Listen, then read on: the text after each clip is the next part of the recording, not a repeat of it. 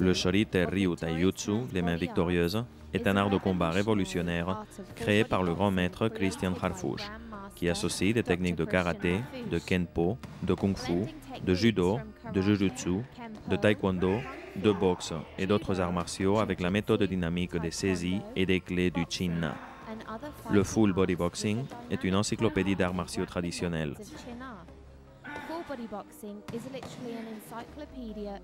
Le docteur Harfouch a utilisé ses plus de 30 ans d'expérience dans les arts martiaux et les milliers d'heures d'entraînement, de perfectionnement et d'expérimentation pour aller au-delà des systèmes de combat individuels et développer un système dynamique, simple et compréhensible de self-défense pour toutes les distances du combat.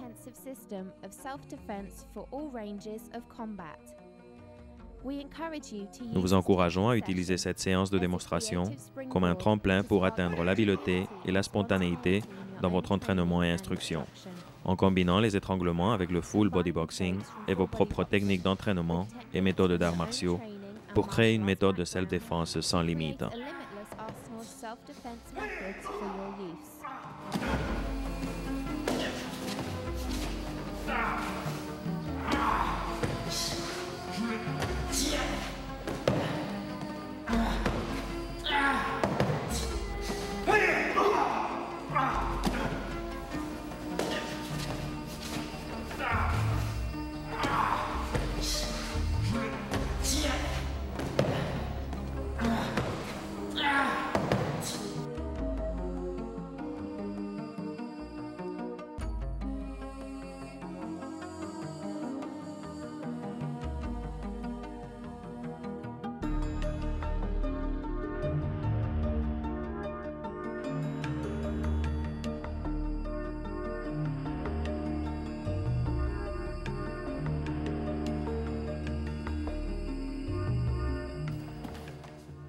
Dans le full body boxing, notre objectif dans l'entraînement de la self-défense est d'être prêt à n'importe quel type de combat de rue. Les étouffements et les étranglements, ainsi que les saisies des articulations, des bras, etc., seront donc réalisés de manière à permettre aux pratiquants de réagir adéquatement lorsqu'ils se trouvent face à plusieurs attaquants. Nous nous entraînons pour faire face à un adversaire et être prêts immédiatement à nous mettre en position pour faire face à un autre. Au cours de cette séance, nous allons pratiquer surtout des techniques d'étranglement pour mettre KO l'adversaire, l'endormir et utiliser son corps comme un bouclier face à d'autres attaquants. Une partie importante de la méthode de combat du Dr Harfouch se base sur l'application des étouffements et des étranglements, des techniques déterminantes et efficaces dans un affrontement de rue.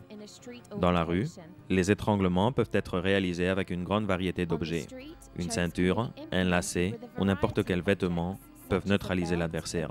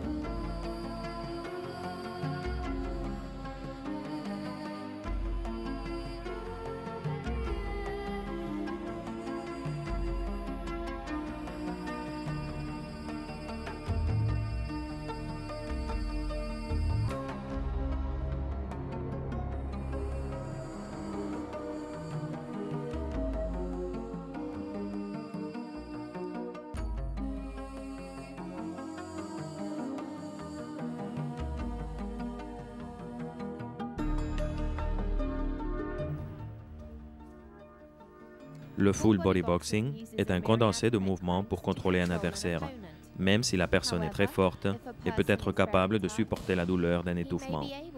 Le docteur Harfouch met également l'accent sur le fait que les étranglements doivent intégrer des coups et ne pas être appliqués isolément. Il est beaucoup plus facile de se placer dans une position qui nous permette d'appliquer un étranglement si l'adversaire est sonné ou déséquilibré par un coup. Même s'il ne fait pas mal, un coup bien placé peut altérer suffisamment l'équilibre d'un adversaire et créer l'ouverture dont nous avons besoin pour l'endormir.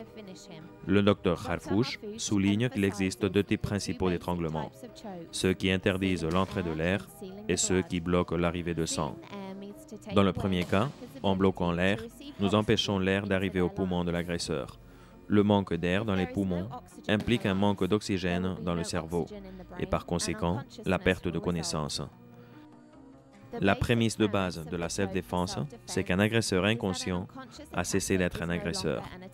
Vous ne serez pas en danger si vous parvenez à endormir votre attaquant. La méthode conseillée pour appliquer un étranglement consiste à bloquer la circulation du sang, empêchant que le sang oxygéné n'arrive au cerveau et provoquant ainsi la perte de connaissance. La meilleure manière d'y parvenir, c'est de bloquer les vaisseaux sanguins qui se trouvent des deux côtés du cou. En bloquant la ligne d'alimentation, on coupe le flux sanguin, provoquant la perte de connaissance. C'est la méthode la plus pieuse et la plus humaine de finaliser une attaque.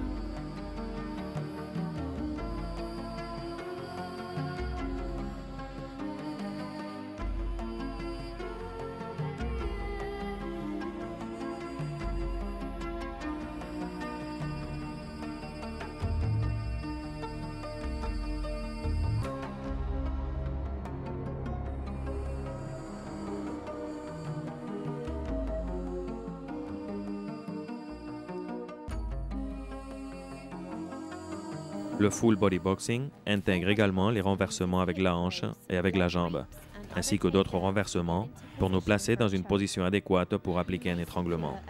Vous pouvez appliquer une bonne saisie de revers pour le renverser et lorsqu'il est au sol, vous pouvez vous servir de cette saisie pour réaliser un grand nombre de techniques d'étranglement. Pratiquez les étranglements à partir des situations de coup, de renversement et de saisie.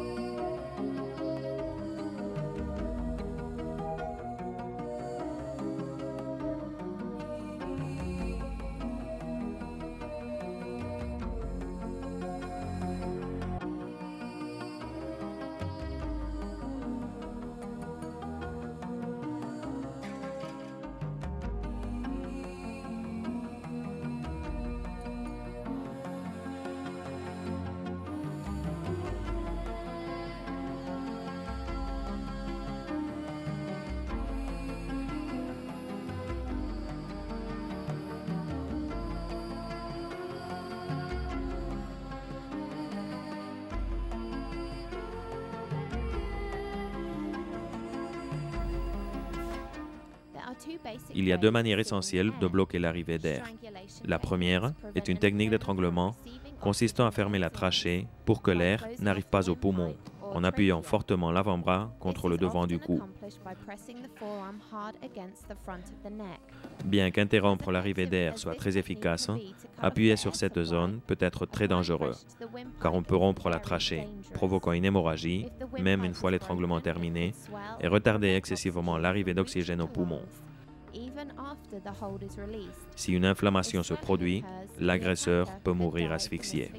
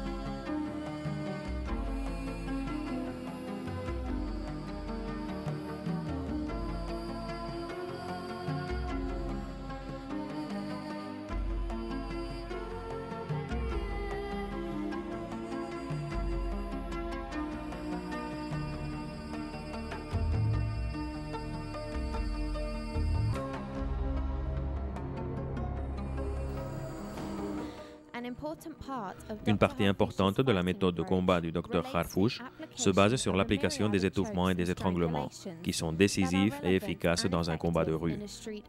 La prémisse de base de la self-défense, c'est qu'un agresseur inconscient a cessé d'être un agresseur. Vous ne serez pas en danger si vous parvenez à endormir votre attaquant.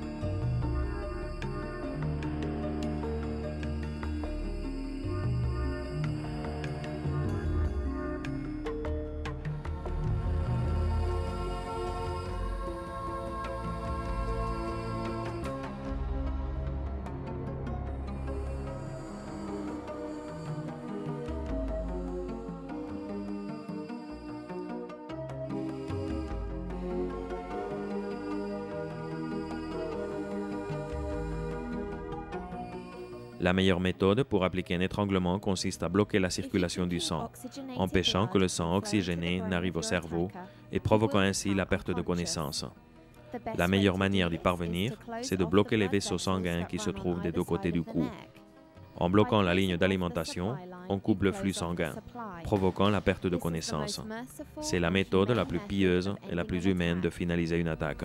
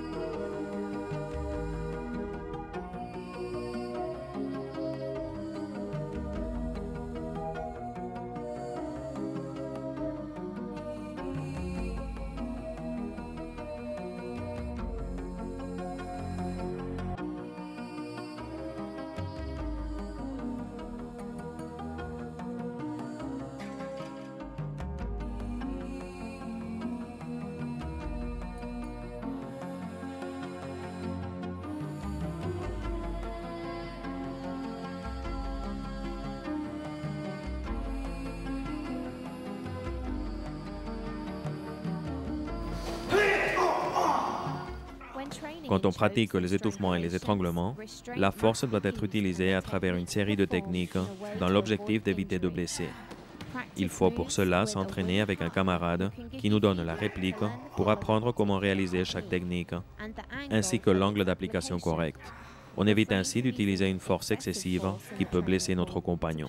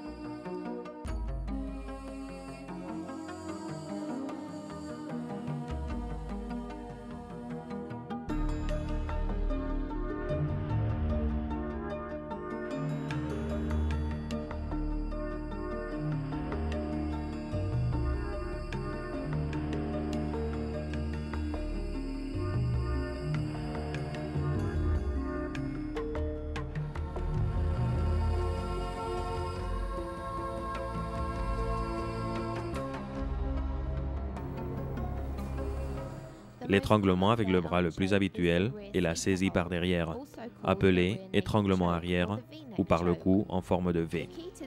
Le secret de ce mouvement consiste à aligner l'intérieur de notre coude avec la trachée de l'adversaire. En appuyant sur le bras, on augmentera la pression des deux côtés du cou et pas sur la trachée. Si vous avez un avant-bras sur la trachée de l'adversaire, glissez simplement le coude jusqu'à la position correcte.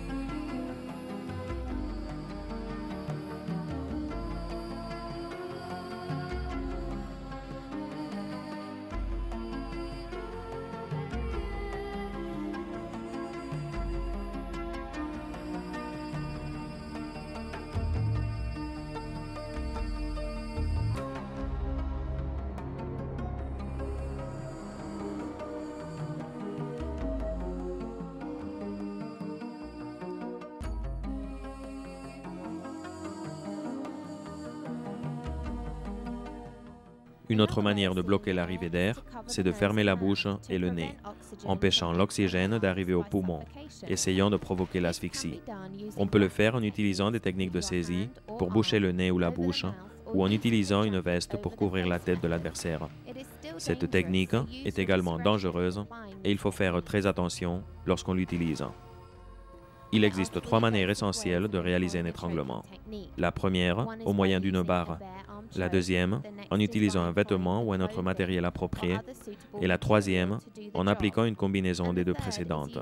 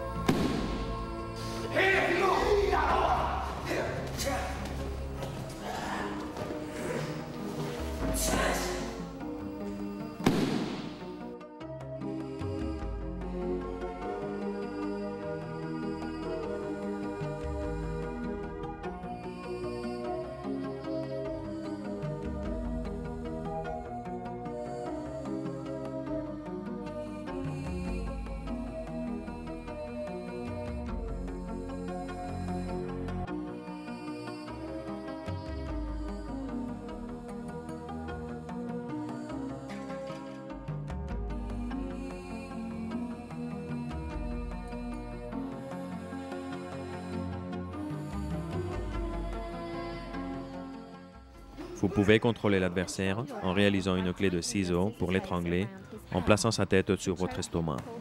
Tout sera plus facile si vous contrôlez son corps pendant que vous l'étranglez, en utilisant le tatami comme une arme de plus. La manière la plus utile et la plus efficace de faire face à un adversaire, c'est de bloquer la circulation du sang. On bloque le flux sanguin en appuyant sur les vaisseaux sanguins qui conduisent le sang au cerveau. Si on le fait bien, le résultat fait perdre connaissance à l'adversaire. Un adversaire inconscient est un adversaire immobile et cela annule évidemment sa volonté de combattre, le laissant complètement à notre merci. Le fait de n'avoir pas à frapper, blessant l'adversaire, fait des étranglements la méthode favorite pour terminer un combat avec un adversaire. Dans le Shorite Taijutsu, on apprend beaucoup de temps à entraîner la manière de se retrouver dans le dos de l'adversaire pour ainsi exécuter un étranglement. L'important, c'est qu'une fois que vous avez intercepté un coup de poing ou effectué un blocage de rupture ou arrêté un mouvement agressif, vous pourrez, au moyen de l'entraînement, infliger à l'adversaire une douleur insupportable. Et pendant quelques dixièmes de seconde, il sera à votre merci et vous pourrez vous placer derrière pour l'étrangler.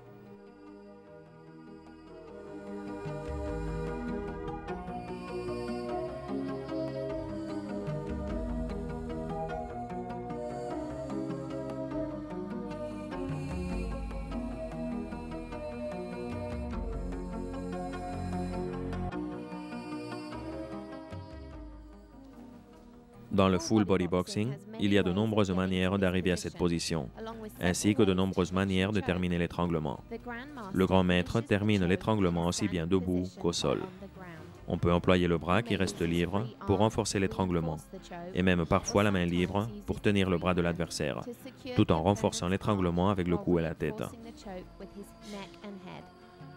Il est préférable d'avoir plusieurs options pour appliquer une technique d'étranglement et pour pouvoir résoudre n'importe quel type de situation, en cas d'imprévu ou pour le cas où nous ne pourrions pas appliquer notre technique préférée.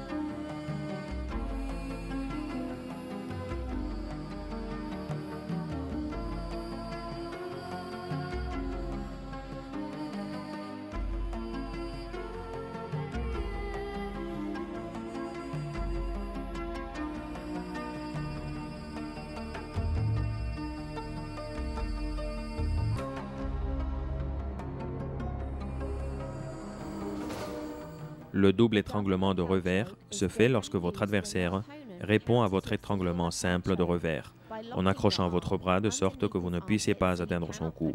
Le full body boxing intègre également les renversements avec la hanche et avec la jambe, ainsi que d'autres renversements pour nous placer dans une position adéquate pour appliquer l'étranglement. Il existe des combinaisons où les obstructions de bras et les saisies de bras peuvent être appliquées simultanément.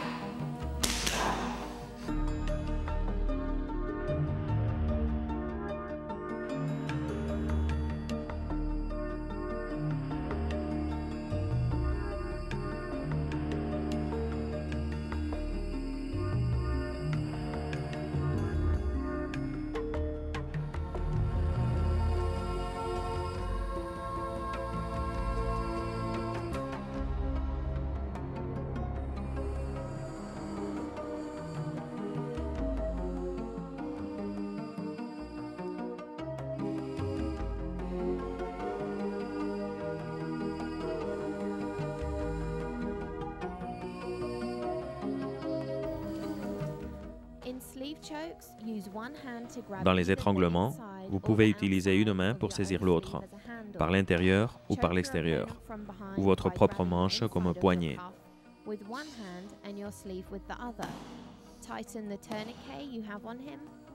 Étranglez votre adversaire par derrière en saisissant votre poing avec une main et la manche avec l'autre. Pratiquez les mouvements avec un camarade qui vous donne la réplique pour apprendre la manière de faire chaque technique, ainsi que l'angle d'application correct, évitant d'utiliser une force excessive qui puisse blesser votre partenaire.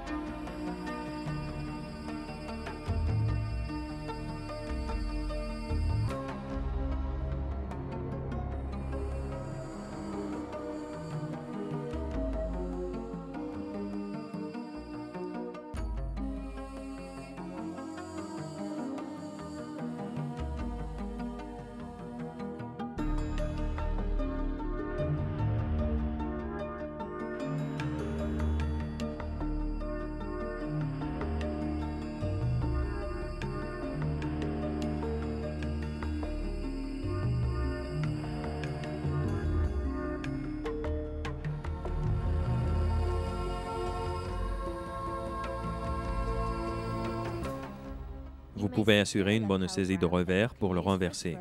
Et lorsque vous êtes au sol, vous pouvez vous servir de cette saisie pour faire un grand nombre de techniques d'étranglement. Veillez à pratiquer les étranglements en simulant différentes situations de coup, renversement ou saisie. Quand on pratique les étouffements et les étranglements, la force doit être utilisée à travers une série de techniques dont le but est d'éviter de blesser.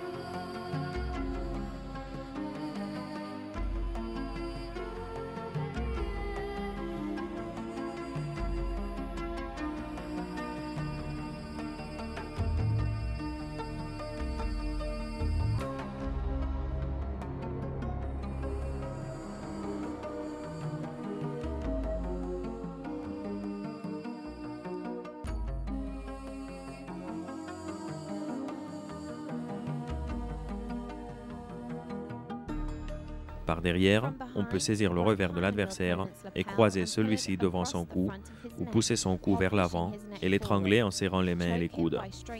Dans une situation réelle, vous pouvez vous rejeter vers l'arrière de manière à déséquilibrer l'adversaire pour améliorer le contrôle. Au sol, utilisez les jambes pour l'attraper. Il lui sera ainsi plus difficile de bouger pour échapper de votre étranglement.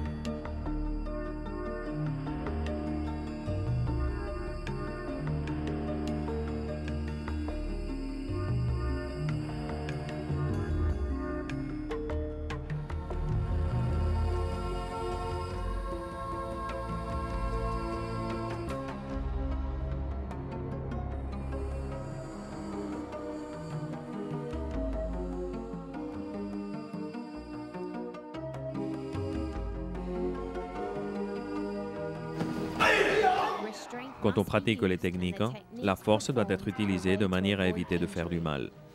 Évitez d'utiliser une force excessive qui puisse vous blesser ou blesser votre camarade.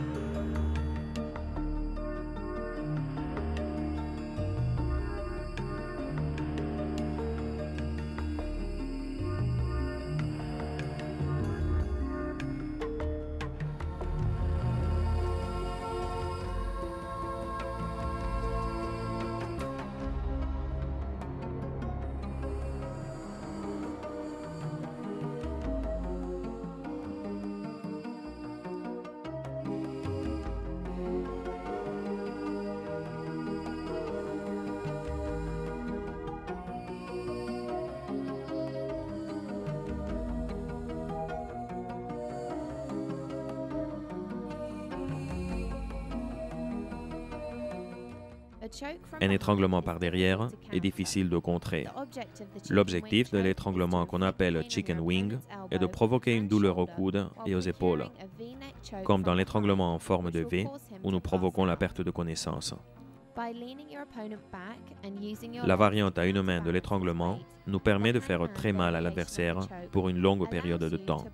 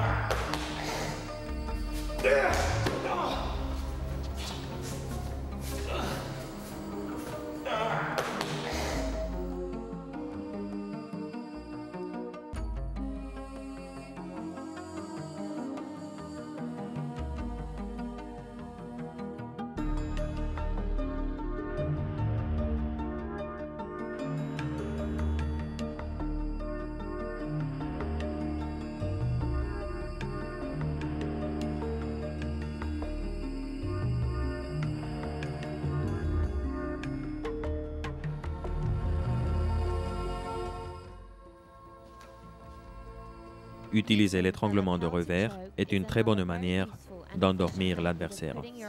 Le simple col d'un vêtement peut être ajusté pour exercer une terrible pression sur le cou de l'adversaire sans faire de mal à la trachée. En outre, le propre col peut être utilisé comme une poignée pour accroître la force de l'étranglement avec l'avant-bras sur le côté du cou.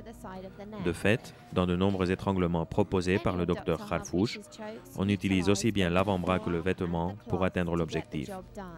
On applique les étranglements avec le revers de face, de côté, de derrière, d'en haut et d'en bas. Dans un conflit de rue, une veste ou une chemise solide peuvent être utilisées pour faire un étranglement de revers. Il convient d'avoir une grande variété de techniques pour les appliquer. Le docteur Harfouch encourage ses élèves à pratiquer aisément les étranglements de revers, car ils peuvent fournir une méthode très efficace de self-défense dans n'importe quel combat de rue. Un full body boxer est entraîné à utiliser n'importe quel élément, que ce soit une veste, une manche, une jambe de pantalon ou n'importe quel autre vêtement pour endormir l'adversaire. Si vous combinez les connaissances en matière d'étranglement de revers, de bras et à main nue, vous aurez un grand arsenal d'étranglement qui permettra d'en multiplier les variantes.